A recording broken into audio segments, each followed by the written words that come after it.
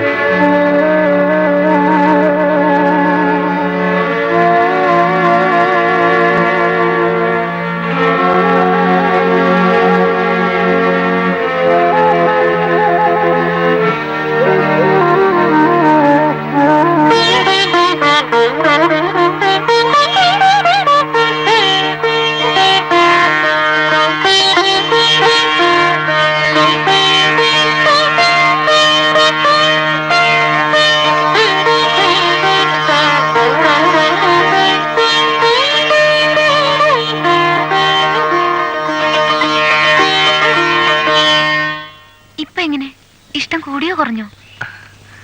അല്ല, അതിപ്പോ ഞങ്ങൾ ചെയ്തത് തെറ്റാ? നിങ്ങൾ ചെയ്തത് ഏതായാലും ശരിയാണെന്ന് എനിക്ക് അഭിപ്രായമില്ല. നല്ല കുട്ടികളെ ലക്ഷണമാണെന്നും പറയാനും പറ്റില്ല. ആദ്യം കണ്ടപ്പോ തന്നെ എനിക്ക് സംശയം തോന്നിയിരുന്നു. പിന്നെ കുത്തി ചോദിക്കാഞ്ഞത് അതിന്റെ ആവശ്യമില്ലാഞ്ഞോണ്ടാ. പിന്നെ സംശയമായി. വേറെ 2 പിള്ളേര് കണ്ണൂരിലെങ്ങാണ്ട് എന്ന് സൂയിസൈഡ് ചെയ്തൊരു ന്യൂസുമായിട്ട് ഞാൻ നിങ്ങളെ കൺഫ്യൂസ് ചെയ്തോന്ന്. പറയുമ്പോ പറയട്ടെ എന്ന് വിചാരിച്ച് വെയിറ്റ് ചെയ്തിരിക്കായിരുന്നു. എന്തെങ്കിലും പറയുമെന്നറിയായിരുന്നോ? പറഞ്ഞേക്കും എന്ന് തോന്നി. എന്നാൽ എനിക്കറിയായിരുന്നു എല്ലാം ഞാനൊരു ദിവസം പറയുന്നു. ഏതായാലും ഇന്നൊരു ദിവസം ഇതെന്റെ കയ്യിലിരിക്കട്ടെ. നാളെ തിരിച്ചുതരാം. വേണമെന്നില്ല.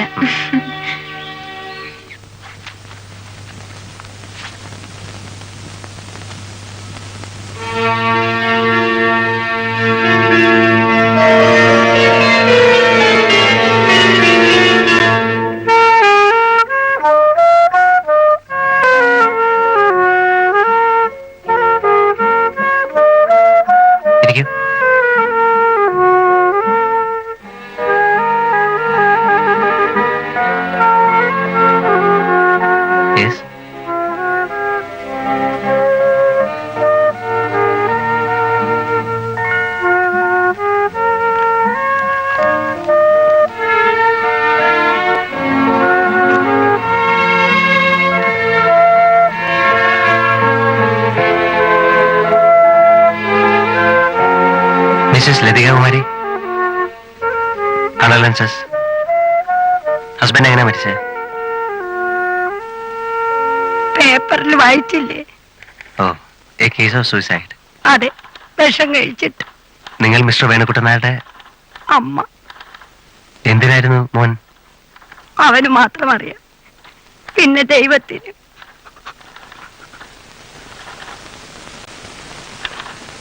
ഡെത്ത് സർട്ടിഫിക്കറ്റും ഫിക്സഡ് ഡിപ്പോസിറ്റിന്റെ രസീതും കൊണ്ടുവന്നിട്ടുണ്ട്.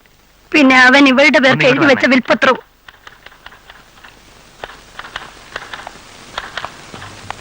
ഇതൊരു FD യുടെ ക്ലിയറൻസാ, മിസ്റ്റർ വേണുക്കുട്ടൻ നായരുടെ. പുള്ളിക്ക് ഇവിടെ 75,000 രൂപയുടെ ഫിക്സഡ് ഡിപ്പോസിറ്റ് ഉണ്ടായിരുന്നു. മിസ്റ്റർ നായർ കഴിഞ്ഞ ആഴ്ച പെട്ടെന്ന് എനിക്കറിയാം. അപ്പൊ പുള്ളി വൈഫിന്റെ പേരിൽ ഒരു വില്ല എഴുതി വെച്ചിട്ടുണ്ട് ഈ ഡിപ്പോസിറ്റ് ഹെയർ ആയിട്ട്. അതിന് ഇൻട്രസ്റ്റ് കണക്കാക്കിയിട്ട് ക്ലിയർ ചെയ്ത് കൊടുക്കണം സാർ. ഒപ്പം പൊയ്ക്കോളൂ, എമൗണ്ട് അറിയാം. ഞാണേ അവരെ ഡിലേ ആയിക്കില്ലേ? ഓ. ആ.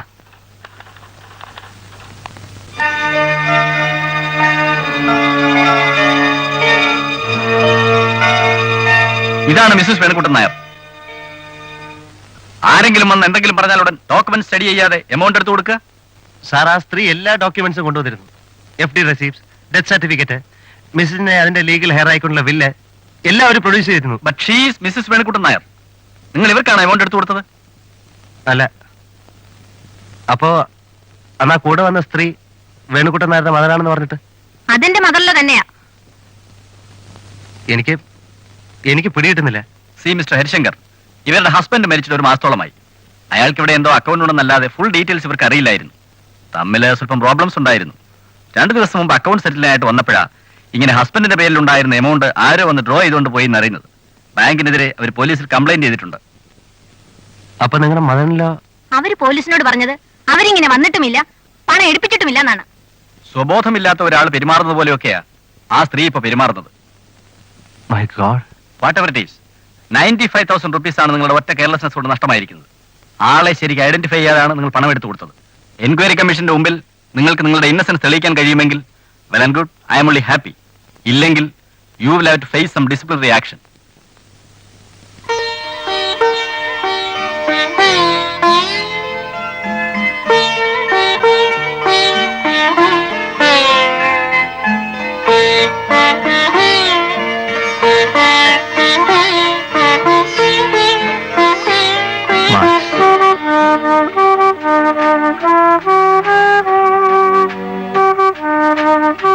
ഏപ്രിൽ, മെയ്, ജൂൺ 3 മാസം ശമ്പളം കിട്ടിയില്ല അല്ലേ?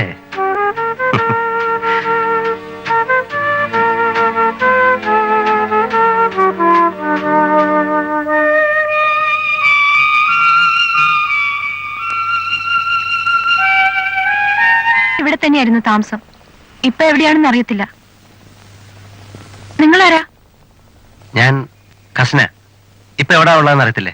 ഇല്ല, ആ കുട്ടിയുടെ സസ്പെൻഷൻ ഇപ്പോഴും സസ്പെൻഷനിലാണ്. ഇപ്പൊ സ്കൂൾ അടപ്പല്ലേ? അതെ, എന്നാലും സസ്പെൻഷനിൽ തന്നെയാണ്. അപ്പൊ സ്കൂൾ തുറക്കുമ്പോഴും ഇവിടെ ഉണ്ടാകാൻ ചാൻസ് ഇല്ലല്ലോ? ഇല്ല. നിങ്ങളാരാ? കസിൻ എന്ന് പറഞ്ഞാൽ സാധാരണഗതിയിൽ ആരും വിശ്വസിക്കില്ല. എനിക്കതറിയാം. വെറുതെ ഒന്ന് അടിച്ചു നോക്കിയെന്നേ ഉള്ളൂ. ടീച്ചറും ദേവിയും തമ്മിൽ നല്ല അടുപ്പത്തിലായിരുന്നില്ലേ? ആയിരുന്നു. ആ കുട്ടി എല്ലാ മാസവും 350 രൂപയുടെ ഒരു മണി ഓർഡർ അയക്കുമായിരുന്നു എന്നുള്ള വിവരം ടീച്ചർക്ക് അറിയാമായിരിക്കുമല്ലോ?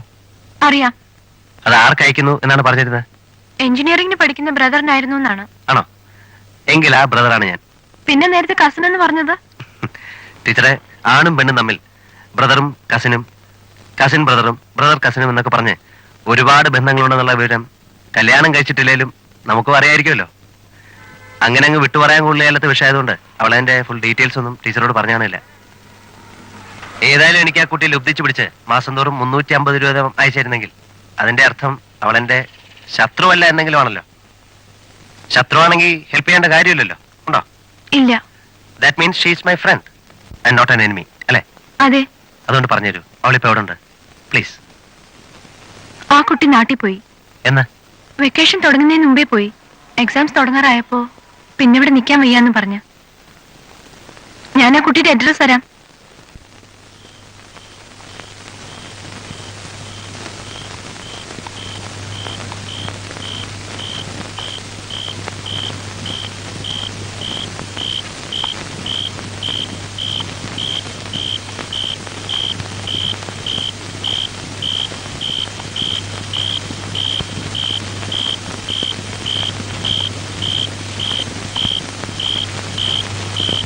ആരാ? ഞാനാ അമ്മൂമ്മേ. ഞാനാ. കാത് കേട്ടൂടാ. കൊറേ ദൂരേന്ന് വരിക. കാത് കേട്ടൂടാ. ഞാനേ കൊറേ ദൂരേന്ന് വരിക. അമ്മൂമ്മയെ കാണാനായിട്ട് വന്നതാ. എന്റെ അമ്മൂമ്മേ.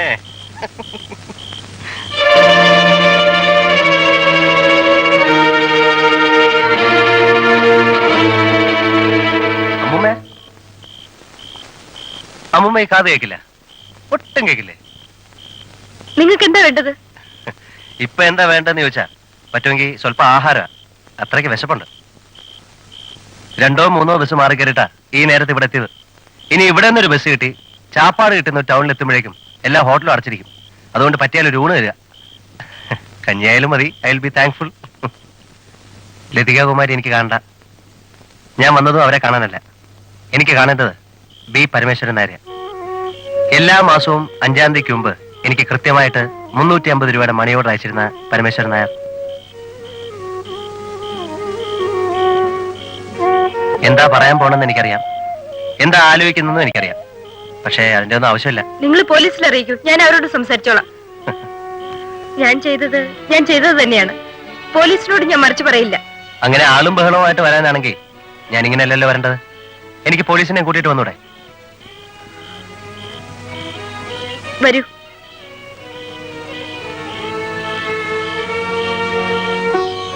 ആദ്യത്തെ മണി ഓർഡർ വന്ന ദിവസം എനിക്ക് മനസ്സിലായി നിങ്ങളുടെ മനസ്സെന്താണെന്ന്. ആളറിയില്ല, പേരറിയില്ല. പക്ഷെ അന്നോട്ട് ഞാൻ നിങ്ങളെ അറിഞ്ഞു തുടങ്ങി. 8 മാസം തുടർച്ചയായിട്ട് വന്നിട്ട് പെട്ടെന്ന് അത് മുറിഞ്ഞപ്പോ എനിക്ക് വല്ലാത്ത പ്രയാസമായി. എനിക്ക് പൈസ കിട്ടാത്തതുകൊണ്ടല്ല, നിങ്ങൾക്കത് അയക്കാൻ പറ്റാത്ത ചുറ്റുപാടിലായല്ലോ എന്നതായിരുന്നു എന്റെ വിഷമം. എല്ലാ മാസവും 1-ാം തീയതിക്കും 5-ാം തീയതിക്കും ഇറക്കി എനിക്ക് കിട്ടിയിരുന്ന ടച്ച് ഉണ്ടല്ലോ, സ്നേഹത്തിന്റെ ടച്ച്, ശൂന്യതയെന്ന് വരുന്ന ഒരുതരം ഫെദർ ടച്ച്, അത് എവിടുന്ന് വരുന്നു എന്നറിയാൻ ഞാൻ ഒരുപാട് പണിപ്പെട്ടു. ഈ കഴിഞ്ഞ ഏതാണ്ട് 1 കൊല്ലവും നമ്മൾ തമ്മിൽ കണ്ടുപിരിഞ്ഞതിന് ശേഷം ഏതാണ്ട് ഇന്ന് വരെ അത് തന്നെയായിരുന്നു എന്റെ പണി എന്ന് പോലും വേണമെങ്കിൽ പറയാം.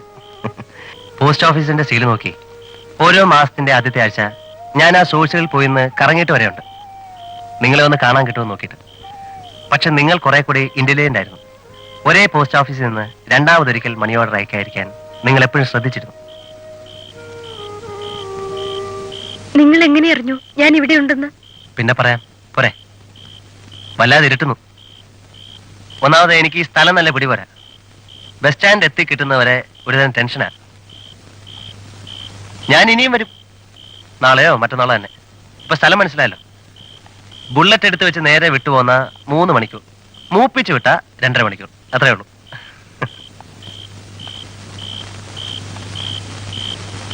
നമ്മൾ തമ്മിലിപ്പോ വളരെ അങ്ങ് അടുത്തു അല്ലേ? ഇന്നലെ വരെ 2 ഗോളങ്ങളിലായിരുന്നു, എവിടെയാണ് എന്താണെന്ന് അറിയാതെ. എന്നാൽ പരസ്പരം എവിടെയോ ഉണ്ടെന്ന് അറിയുകയും ചെയ്യാം. ഇപ്പൊ അത് മാറി, വെറും 2.5 മണിക്കൂർ ഉണ്ടാകലം. Good night. അടുത്ത വരവിലാ ഊണ്.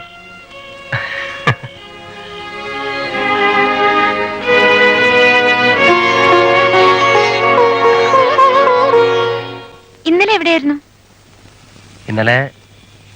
ഇന്നലെ സിറ്റിയിൽ ഉണ്ടായിരുന്നില്ല. എവിടെ പോയിരുന്നു? ഒരു സ്ഥലം വരെ. അത്രേ പറയുള്ളൂ. എവിടെയാ പോയിരുന്നെന്ന് പറയില്ലേ? എങ്കിൽ ഞാൻ പറയാം. ഹരിയേട്ടന്റെ വീട്ടില്. ഏയ്, ഒന്നുമില്ല, എനിക്കറിയാം. അവിടെ തന്നെ പോയത്. ജോലി കിട്ടിയിട്ടേ പോവുള്ളൂ എന്ന് വാശി പിടിച്ചിരിക്കുന്ന ഞാൻ ഇന്നലെ ഇപ്പൊ എന്തിനാ അങ്ങോട്ട് ചാടി ചെല്ലുന്നേ? എനിക്കറിയാം, എന്നോട് ഒളിക്കുക. അല്ല കുട്ടി, ഞാൻ ഇന്നലെ എന്റെ കേസിന്റെ എൻക്വയറിയുമായി ബന്ധപ്പെട്ട ഒരാളെ കാണാൻ പോയിരിക്കായിരുന്നു. അതേ നിമ്മി ഇന്നും പോണുണ്ട്. വേണ്ട. എനിക്ക് എങ്ങനെയെങ്കിലും എന്റെ ജോലി തിരിച്ചു കയറണ്ടേ? എന്നും ഇങ്ങനെ നിങ്ങളെ പോലുള്ള പിള്ളേരുടെ കൂടെ കളിച്ചാർന്നാ മതി എന്നാ? നിങ്ങൾ കൊച്ചുങ്ങളാ, കളിച്ചു നടക്കാം. എന്റെ കാര്യം അതല്ല. കളിച്ചു നടക്കുന്ന പ്രായത്തെ അത് നടന്നില്ല. ഇനിയിപ്പൊ അതിന് പോയാലേ. ഒരു കാര്യം ചോദിച്ചാൽ നേര് പറയൂ. ചോദിക്കൂ. ഇന്നലെ ഞാൻ എന്റെ പാസ്റ്റ് പറഞ്ഞതുകൊണ്ട് ഹരിയേട്ടൻ എന്നെ പറ്റി ഒരു ചീത്ത കുട്ടിയെന്ന് തോന്നുന്നുണ്ടോ? ഏയ്, ഉണ്ട്. ഇല്ലെന്നേ. പിന്നെന്താ ചെയ്തത് തെറ്റാണെന്ന് പറഞ്ഞത്? തെറ്റായതുകൊണ്ട്. തിരിച്ച് സ്കൂളിൽ പോയാ എന്നോട് കൂടുതൽ ഇഷ്ടമുണ്ടാവോ എന്ന് ചോദിച്ചാ തിരികെ പോകുന്നതാ നല്ലത് എന്നേ ഞാൻ പറയുള്ളൂ. സെൻസിബിൾ ആയിട്ടുള്ള ആരും അങ്ങനെ പറയുള്ളൂ. ആരും പറയുന്ന എനിക്കറിയണ്ട. ഹരിയേട്ടൻ പറഞ്ഞാ ഞാൻ അതുപോലെ ചെയ്യാം. എന്നാതാ പറയുന്നു, നല്ല കുട്ടികളെ പോലെ മടങ്ങിപ്പോയി നന്നായിട്ട് പഠിച്ച് നല്ല മിടുക്കികളായിട്ട് മാർക്ക് വാങ്ങി. പറ്റില്ല. പിന്നെ ഞാൻ പറയുന്നതിൽ എന്താ അർത്ഥം? ഹരിയേട്ടൻ അറിയില്ല. തിരിച്ചു ചെന്നാലും ഞങ്ങൾക്ക് ആ സ്കൂളിൽ കണ്ടിന്യൂ ചെയ്യാൻ പറ്റില്ല. പറ്റിയാൽ തന്നെ ഭയങ്കര ക്രൂവൽ പനിഷ്മെന്റ്സ് ആയിരിക്കും. വേറൊരു സ്കൂളായാലോ? എന്നാലും പറ്റില്ല. ഒരിക്കൽ യൂണിഫോം ഒന്ന് ഓടിപ്പോന്നതോടെ ഞങ്ങൾക്കിനി സ്റ്റുഡൻസ് ആകാൻ പറ്റാതായിരിക്കുന്നു. അങ്ങനെയൊന്നുമില്ല. ഒക്കെ ഉണ്ട്. ഹരിയേട്ടൻ പറഞ്ഞ ഞാൻ തിരിച്ചു പോവാം. സ്കൂളിലേക്കല്ല, എന്റെ വീട്ടിലേക്ക്. പക്ഷേ എന്റെ ഒപ്പം ഉണ്ടാവണം. ഇല്ലെങ്കിൽ പോവില്ല? ഇല്ല, ഞാൻ വേറെ എങ്ങോട്ടെങ്കിലും പോവും. തൽക്കാലം എന്റെ കുട്ടി ഇപ്പൊ എങ്ങോട്ടും പോകണ്ട. ഹോസ്റ്റലിൽ പോയി കിടന്ന് സുഖമായിട്ട് ഉറങ്ങും കേട്ടോ. നാളെ. എന്റെ ആൽബംസ് എവിടെ? അയ്യോ, ഞാനത് മറന്നുപോയി. നാളെ കൊണ്ടുവരാം. വേണ്ട, അത് വെച്ചോളൂ.